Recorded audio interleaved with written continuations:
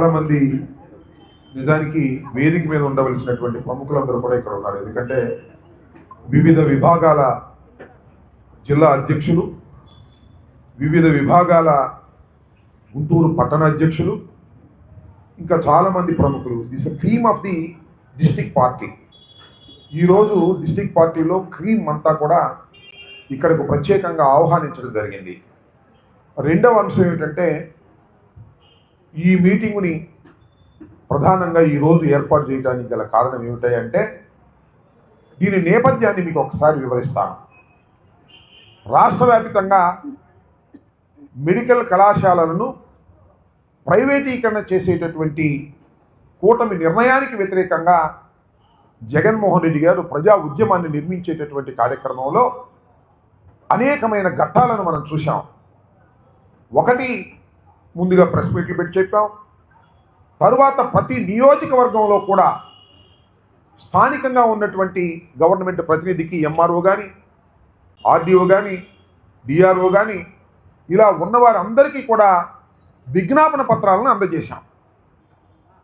ఇది ప్రైవేటీకరణ చేయటం కరెక్ట్ కాదని, పేద ప్రజానీకానికి చాలా ఇబ్బందికరమైన పరిస్థితులు వస్తాయని, చంద్రబాబు నాయుడు గారు మెడికల్ కాలేజీలను అడ్డం పెట్టుకుని వ్యాపారం చేస్తున్నాడని ప్రజల్లోకి విస్తృతంగా తీసుకువెళ్ళడం, ప్రజల్ని చైతన్యవంతం చేయటం అనేది ప్రధాన బాధ్యతగా భావించి వైఎస్ఆర్ కాంగ్రెస్ పార్టీ మరొక అడుగు ముందుకు వేస్తూ ఒక నిర్ణయాన్ని తీసుకుంది.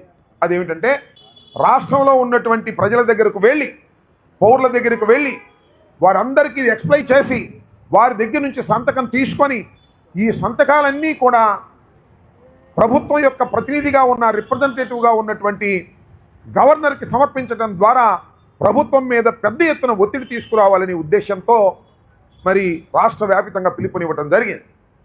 నాకు తెలుసు, చాలా చోట్ల, అన్ని చోట్ల కూడా వైఎస్ఆర్ కాంగ్రెస్ పార్టీ శ్రేణులు చాలా కష్టపడి ప్రతి నియోజకవర్గంలోనూ 60,000 పైచిలుకు చేశారు. వారందరికీ కూడా ప్రత్యేకంగా నేను ధన్యవాదాలు తెలియజేస్తున్నాను.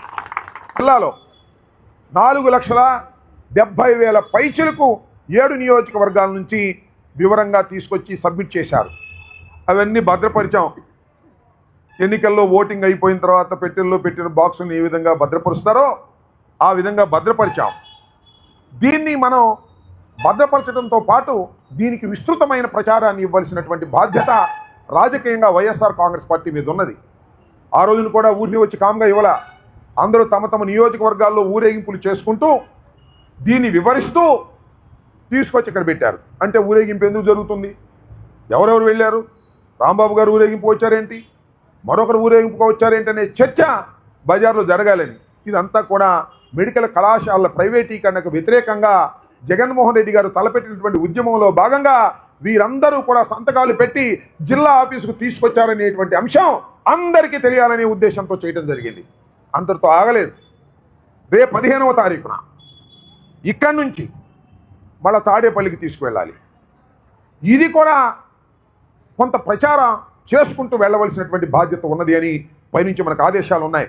ఇక్కడి నుంచి ఇదే రోడ్డు వెంట వెళుతూ అంబేద్కర్ విగ్రహం దగ్గరికి వెళ్ళి అంబేద్కర్ గారికి దండ వేసి అక్కడ 4 మాటలు మాట్లాడుకొని అక్కడి నుంచి తాడేపల్లి ఆఫీస్కి మనం 5వ తారీఖున తీసుకువెళ్ళేటటువంటి కార్యక్రమం. అది 15వ తారీఖున ఉదయం ఇక్కడ 10ంటికి మనం బయలుదేరాలి. ఉదయం 10ంటికి నేను ఇవాళ ప్రత్యేకంగా ఈ సమావేశాన్ని ఏర్పాటు చేయడానికి గల కారణం ఏమిటంటే, మీ నియోజకవర్గాల నుంచి 7 నియోజకవర్గాల నుంచి కూడా భారీ ఎత్తున తరలి రావాలి వైఎస్ఆర్ కాంగ్రెస్ పార్టీ కార్యకర్తలు. ప్రతి నియోజకవర్గం నుంచి ఎక్కువ స్థాయిలో రావాలి, మీ అందరికీ ఆ విధంగా సందేశం ఇవ్వాలి అనే ఉద్దేశంతోనే ఈరోజు ఈ సమావేశాన్ని ఏర్పాటు చేయడం జరిగింది. కోఆర్డినేటర్స్ అందరూ కూడా దీనిలో పూనుకొని, అదేవిధంగా వివిధ విభాగాలకు సంబంధించినటువంటి అధ్యక్షులు, వివిధ పదవుల్లో ఉన్నటువంటి వైఎస్ఆర్ కాంగ్రెస్ పార్టీ నాయకులు విధిగా ఆ రోజున జనాన్ని సమీకరించి తీసుకొచ్చి ఇక్కడి నుంచి అంబేద్కర్ విగ్రహం దాకా బ్రహ్మాండమైనటువంటి ర్యాలీ జరిగింది, గుంటూరులో అద్భుతంగా జరిగింది అనిపించాలి అనేటువంటి ఉద్దేశంతో ఈ సమావేశాన్ని ఏర్పాటు చేయడం జరిగిందని ఈ సందర్భంగా నేను మనవి చేస్తున్నాను. కాబట్టి మీరు పెద్ద ఎత్తున తరలి రావాలి. ఆ సమీకరణ చేయగలిగినటువంటి నాయకులందరినీ కూడా ఇక్కడికి ఆహ్వానించడం జరిగింది.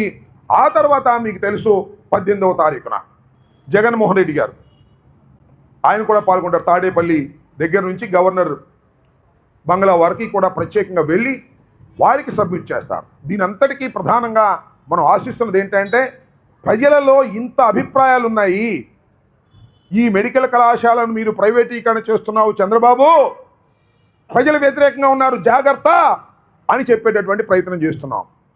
ఆయన ఆ నిర్ణయాన్ని వెనక్కు తీసుకోకపోతే నీకు ఓట్లు కూడా వెయ్యరు అనేటువంటి భావన కలిగే విధంగా చేయవలసినటువంటి బాధ్యత, ఆ చర్చ ప్రజల మధ్యన సమాజంలోనూ జరగాలి. ప్రజాస్వామ్యంలో ఆ విధంగా ప్రజల్ని చైతన్యవంతం చేయాలి. 1-2 సార్లు ప్రజల మధ్యకు వెళ్ళి దీని మీద వివరించాలి. ఈ ఉద్యమంలో భాగంగానే ఉద్దేశంతో జరుగుతున్నటువంటి ఈ కార్యక్రమంలో ప్రతి ఒక్కరూ పాల్గొవాలి. ఇది కౌంట్ అవుతుంది. ఏ నియోజకవర్గం నుంచి ఎంతమంది పాల్గొన్నారు లెక్కలే ఉండవు, ఎవరెవరు పాల్గొన్నారు లెక్కలే ఉండవు, ఎవరెవరు దీనిలో పాల్గొలేదు లెక్కలే ఉండవు. కానీ అర్థమైపోతూ ఉంటుందనే విషయాన్ని దయచేసి మీరు గుర్తుపెట్టుకోమని మనం చేస్తున్నాం. ఎవరు కనపడకపోయినా పలానా రాలేదు చర్చ జరుగుతుంది. విధిగా భావించండి.